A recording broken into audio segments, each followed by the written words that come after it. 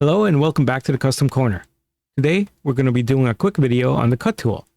Lately Bambu Studio has been adding some hidden features into this tool, and today we'll be taking a look at how to use it and what its benefits are. Before I begin though, please hit the subscribe button to help the channel out. Now, let's start off with a simple cut. We'll make a cube and we'll paint the top and bottom so we understand what the flip option does and how the cut feature will place the individual pieces. First, we're just going to be using the basic feature. The rotation handles show here so that you can change the cut angle.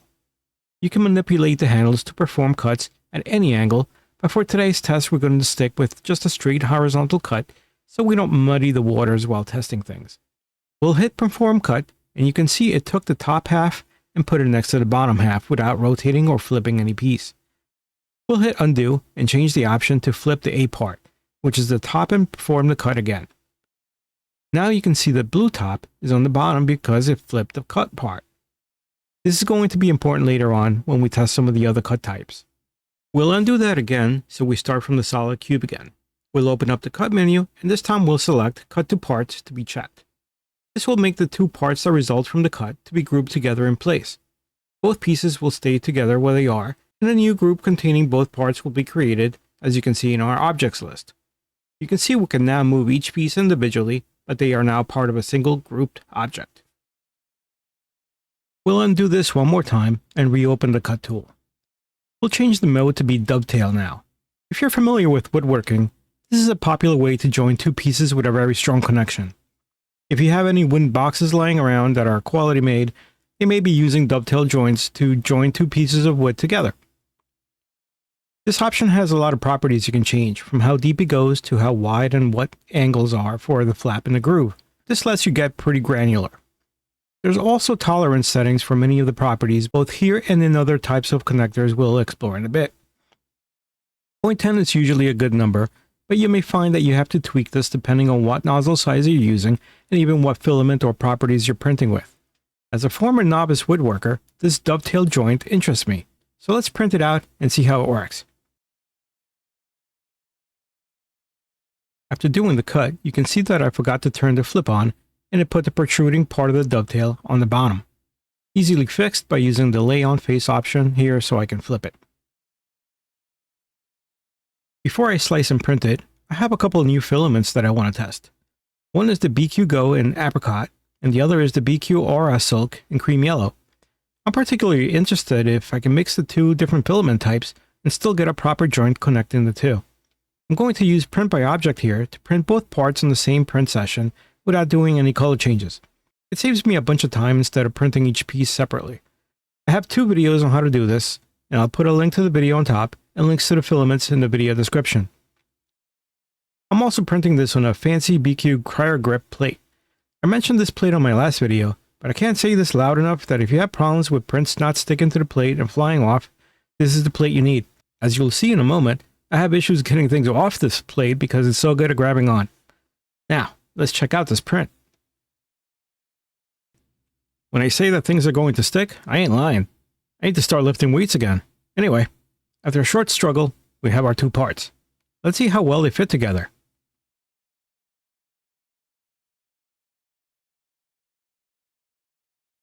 That looks and feels real good to me. They slide in pretty easily and there's no play.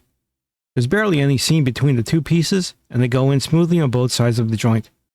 This is a great option if you need to put together two squared off pieces. Now, moving on to some of the newer features here. We'll start from scratch and create a new cylinder. We'll move our mode back to planar and select the Add Connectors option. Here we have a new set of options. We have plug, dowel, snap, and thread. I won't print them all, but I'll do a couple of them more interesting ones. Let's start off with the plug type.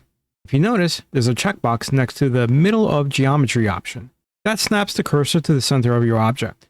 Then when you click, it will place that particular type of connector in the center. I'm going to turn that off and instead add a couple of connectors manually. You can change the shape of the connector to different kinds in case that your model will benefit from one over the other.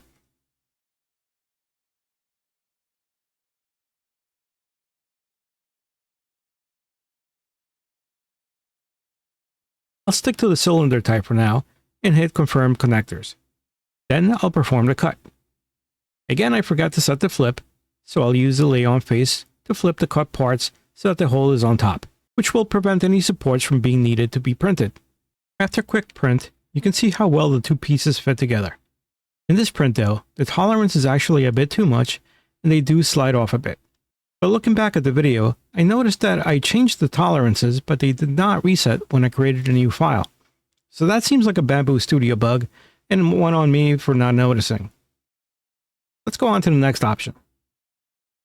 We'll create a new file and put a new cylinder on the plate. Then we go into our cut tool and add connectors. This time we'll use the dowel method. Again, this is another woodworking concept repurposed for 3D printing.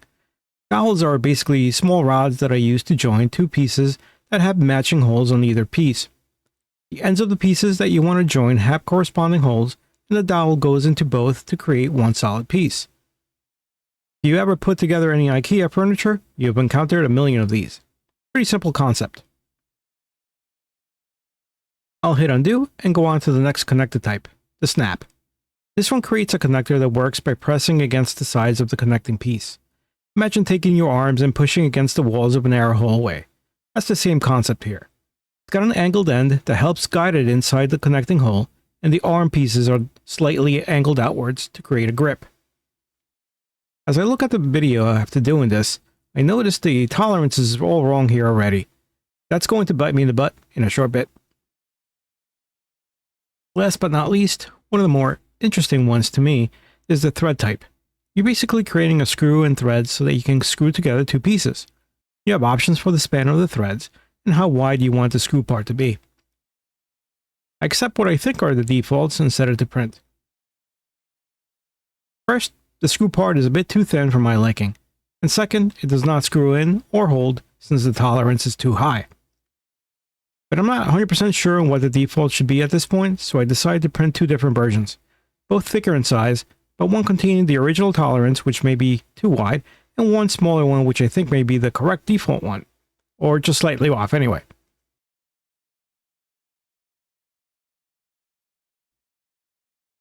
After fumbling the pieces and having to run across the room to pick them up, I can finally test them out. I like the size of the screw part. It's a good size that will have a decent amount of strength and won't snap off by accident. The cylinder pieces screw in nice and tight and have a great hold. The feel is good too. It's not too loose or tight, it's just perfect. The square pieces, which I did change back to that 0.26 tolerance, well, those aren't great. The pieces screw in fine, but when you get to the end, there's no stopping it.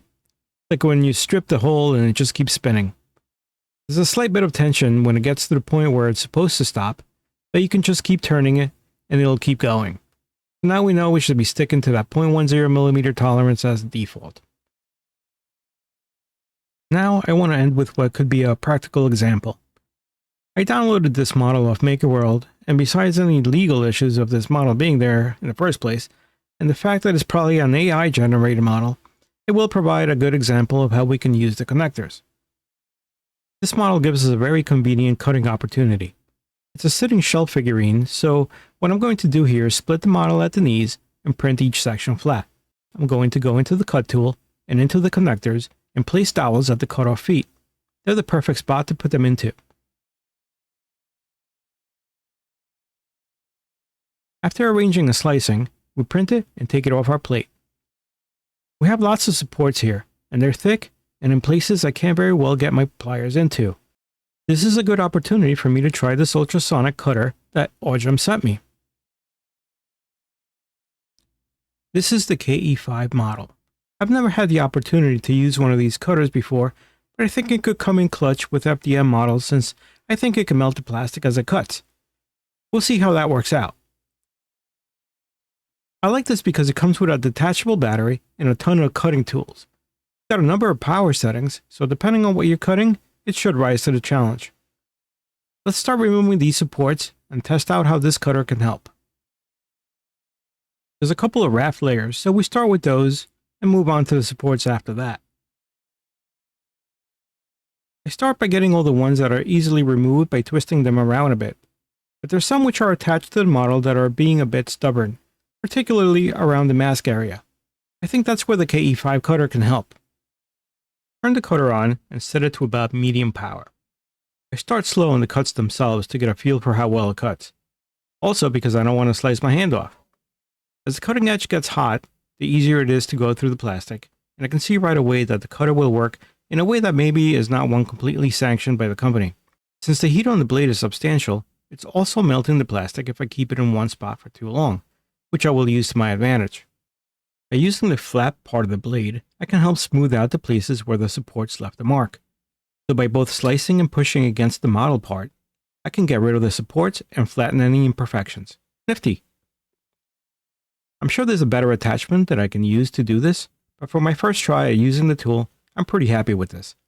In any case, this isn't a review for the tool, just something I wanted to try while making this video.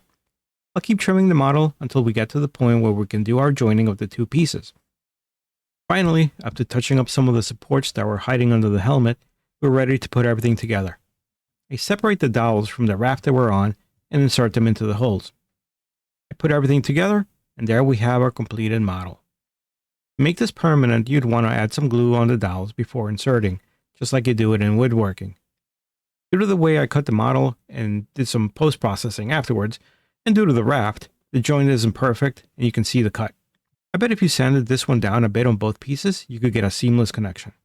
In any case, I hope you learned a bit about Bambu Studio's cut tool in this quick video. If you did, please leave a comment and a like, and subscribe if you're not already. Take care everyone, and see you next time on the Custom Corner.